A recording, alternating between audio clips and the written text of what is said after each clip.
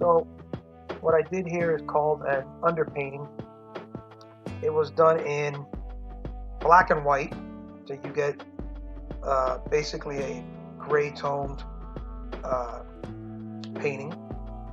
And the purpose of doing that is to work out the values, the darks and lights of things. And in that way, you're painting what's called monochromatically, which means just one color. Now, to get that, I used black, I used ivory black, titanium white, and I used burnt umber. And the reason I used burnt umber is because burnt umber is a very fast drying color. And so by using a black where I do about a 50-50 mix of ivory black and burnt umber, I am able to make a very dark black that's leaning a little towards brown, but still dark enough to be called black, but that also dries very, very fast, rather than just be ivory black and titanium white, where both of those tend to dry relatively slow. And so the purpose of that was just to get it to dry faster. As you know, oil paints tend to dry slow. So in the beginning processes, I try to do things to make it dry as fast as possible so I can go into color as soon as possible. That underpainting style is called the grisaille or grisaille. Everybody pronounces it differently. I believe it's French, and it basically stands or means gray. And so that's all that is. And doing that is a very good way to practice painting, where you don't have to think about all the different colors that can tend to confuse us. And so all you have to really worry about is just the lights and darks of things, rather than the colors. And then later on, when that is dry, it has to be completely dry to move into color phase, and you would put down a color somewhat thinly so you can see the gray showing through. You'll see the shadows and the lights and everything else you had done. So it's important to mention that the only medium I used in the very beginning there was mineral spirits, odorless mineral spirits, and the reason for that is because that thins out my paint, helps it to flow easier, and it also speeds the dry time drastically. Mineral spirits is a solvent. You can get it at a hardware store. You can use artist grade stuff like terpenoid and others just like it. I use odorless mineral spirits. It's just as good, and it's a lot cheaper. And that stuff I can get at Lowe's or Home Depot, wherever, whatever hardware store you like. And so I worked through the painting using just that. In fact, the only medium I used throughout this entire painting was mineral spirits, heavily on the first pass when I did the underpainting, the gray tones. And then later on, as I started to use color, I would thin it out, not as much, just to help the paint flow a little bit. So I would just dip the very, very tip of my brush into that mineral spirit and make, pull some paint off to the side, and then kind of use a little bit of that wet paint, because the paint comes out rather dry and a little bit stiff sometimes out of the tube. And so that just helps it to flow. Very much like an acrylic painter would use water. Okay? In oil paints, you cannot use water. Okay, this is regular standard oil paints, not water soluble. This is regular oil paint. So I used mineral spirit. It also helps things to dry faster. Okay, so you don't want to do is have heavy use of mineral spirits throughout the entire process. It should be the fat over lean rule. In other words, more oil as you progress. Now, instead of adding oil, I just use less mineral spirits and let the oil in the paint be the only real oil that's on there. I could have used linseed oil or sun thickened linseed oil or whatever oil you like to use as a medium, but I chose not to. This was just a little playful thing. It was just it's actually for my wife to decorate for fall. And so yeah, it was just messing around, and it took me, I want to say, probably around maybe 4 sittings to get this little project done. In between, I had other things going on. So that's the whole grisaille process.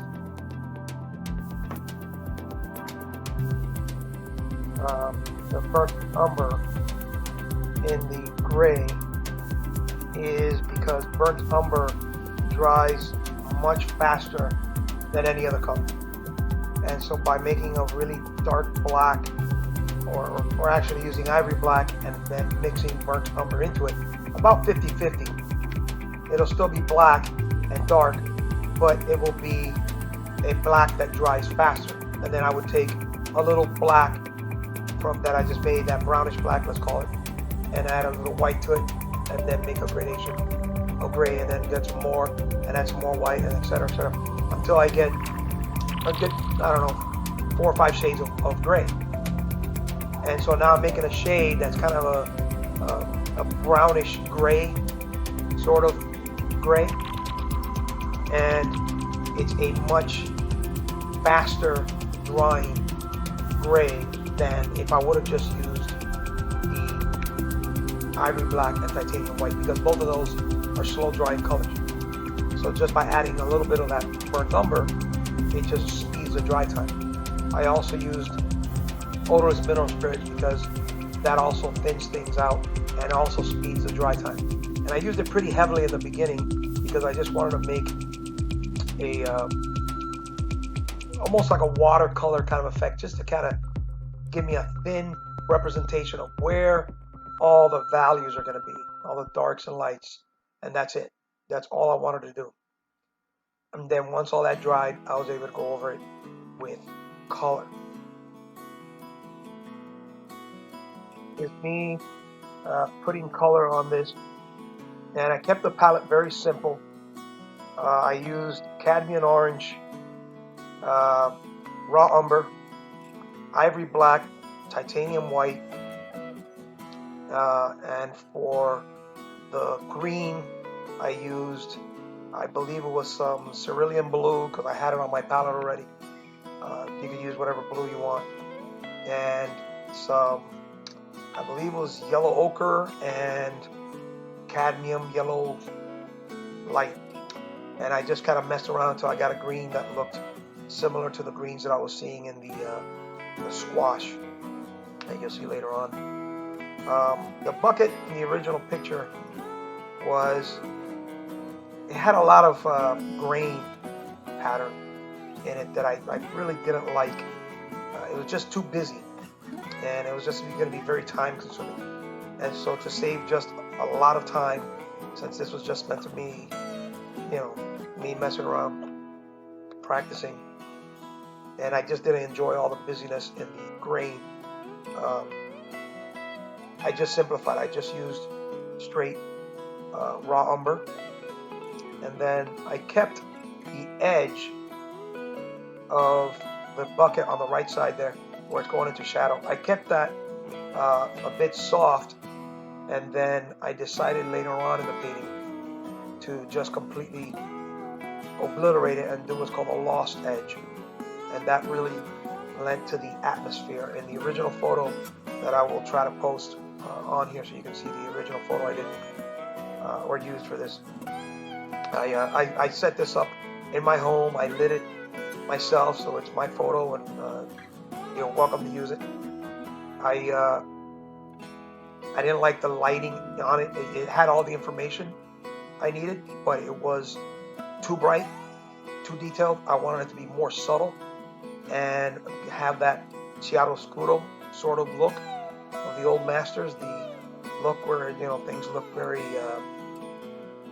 dark in the background, and then these bright orange and white pumpkin and stuff really tends to pop against that dark background and dark bucket.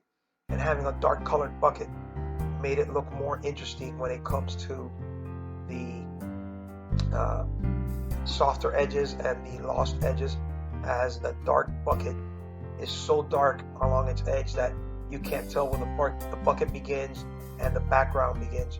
And so they just merge into the eye, just lends for that really interesting look. So the biggest tip I can give you when it comes to painting is keep an eye on your edges.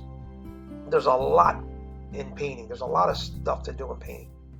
Keeping an eye on your edges is going to make your work really stand out from the crowd, because a lot of times people, they tend to ignore edges quite a bit, and so the edges get done rather harshly, and very, very hard edged items could have been much softer edge, like the edge on the side of the bucket going toward the shadow, and it would just look much more interesting if people were to do that.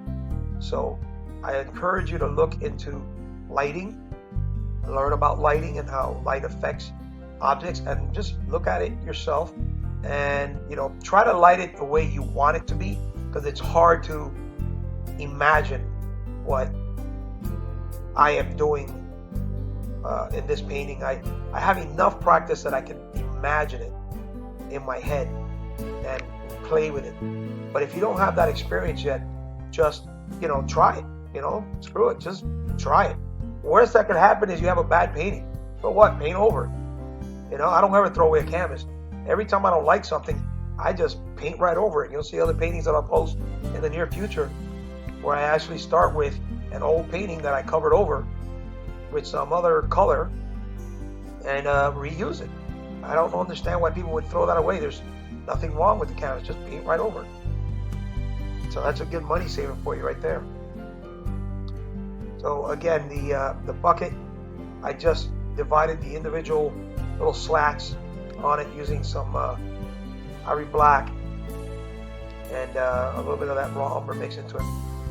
And I just kind of eyeballed it. And then there's a metal band that goes around the bottom and the top of the bucket that I added in. I just used a gray, make it look like that metal. And then I added the handle later on, you'll see that. And that was just, I believe it was a dark gray. I try not to go with black by itself, because black is a very harsh color. It's too abrupt, it's too in your face, and it stands out too much. And so black is something I try to avoid as far as using it. I don't have a problem with using black. Some people make a big deal about mixing their own black. If that's you, great, knock yourself out. But I try not to use just black, because sometimes it'll just pop out too much and it'll just be too harsh of a difference. So I usually start with a dark gray and darken it from there and see if that works. So the handle that you'll see me put in, it will be a dark gray close to black, along with the edge of the bottom edge of the bucket. And the green that I used on the squash, it was very simple green. I just kind of estimated it. I used, I think it was cerulean blue, a little black, and yellow ochre, or I believe it was the cat yellow light. Just play with it. Remember that blue and black are in the same family. So a lot of times, if you need a dark green, you can reach for black, because black is basically a very dark blue. Think of it that way. And so if you got yellow and black and mix them together, you wouldn't have a gray, you would have a green. And it might be the perfect green. Sometimes it is, sometimes it isn't. And when you're playing with green, remember, to lighten green, you don't necessarily need to add white to lighten it, because that'll also make it chalkier looking and much colder. Sometimes the green is more of a warmer, lighter green, and so that yellow and blue make green. Then instead of adding white to lighten it, add yellow. Try that. Adding yellow will turn that green lighter, but it will also warm it up. If it looks a little too warm, then just add just a little tiny bit of white, and in that way it'll start lightening and warming up and still being in the same range of green that you're hopefully looking for. For you landscape artists, that's going to be crucial for you to learn that. I see people put green on their landscapes, and they start using white to try and lighten it, and it just comes off as a really cool green rather than a very bright green, which is done with yellow, not white. So orange, sorry about that, the alarm goes off. Orange is another one of those colors that way I darkened it was on my palette. I put some orange on my palette, the cat orange, and then I started graying it up by using its complement, which is of course blue. Okay, so I used the black because this is like a blue and a little bit of the cerulean blue, and I started adding those together and playing with the orange and the blue and black together and making it this gray tone to give me the shadows for the orange pumpkin. So there's a way of doing it. Okay, for the white pumpkin, it's very simple. I kept the shadows. Again, I didn't want just black and white because it, with white the shadows are essentially gray. I tried to keep it cool, and I added some blue to the gray that I mixed, and it keeps it a nice cooler gray. So it keeps it more chromatic. Chromatic's just another fancy word for color. That's all that means. For the background, I used just ivory black and raw umber. And you can see me playing around with the background. And then I used, I believe it was some yellow ochre down by the bottom left hand side to make it look like there's just some subtle bit of light hitting the table. I kept it very, very simple. Very dark background. It looks a lot darker, I think, in the video than what it is in actuality. But the bottom was, again, yellow ochre with burnt umber, raw umber. And then the majority of the dark background was the black, ivory black with raw umber. And just kind of mixed them around until I got a nice subtle effect. And then for the stems, I just made them all the same greenish color. I just used ivory black and a little yellow ochre. It gave me this nice darkish green that was kind of grayed out. I think I didn't mix some gray or raw umber. Just play with it. You just need a greenish gray stock, whatever you call those branches that come out, and you're good. Don't get too crazy with it.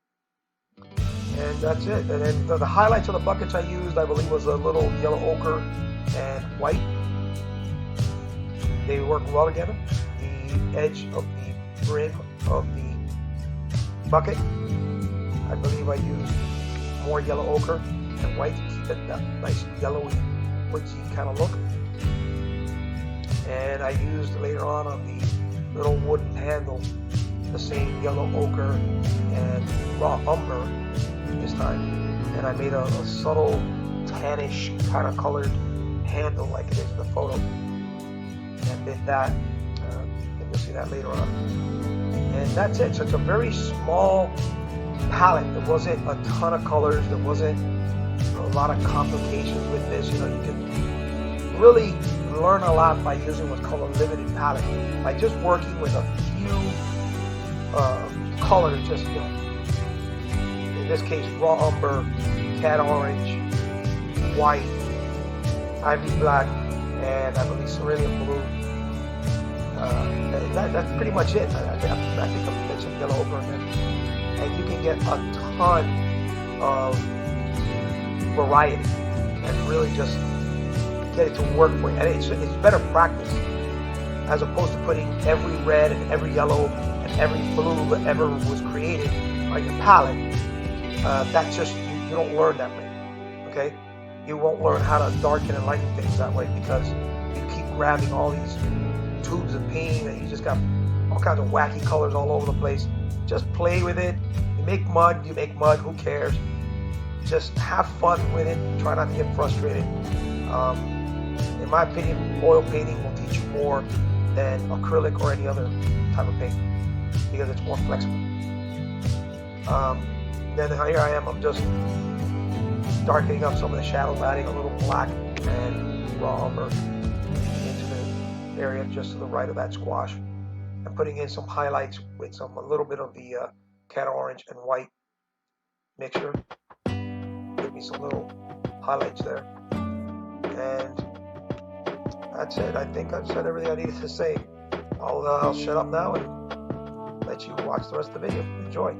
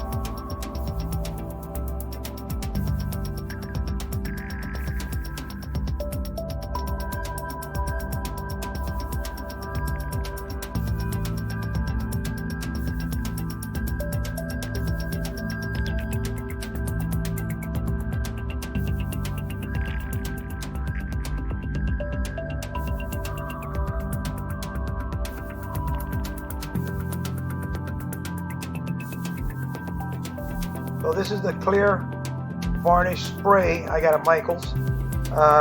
It's gloss. And this is the finished product. I hope you like it. It doesn't show up as glossy where I took the picture, but it works. I hope you enjoy it, and please comment. Thank you.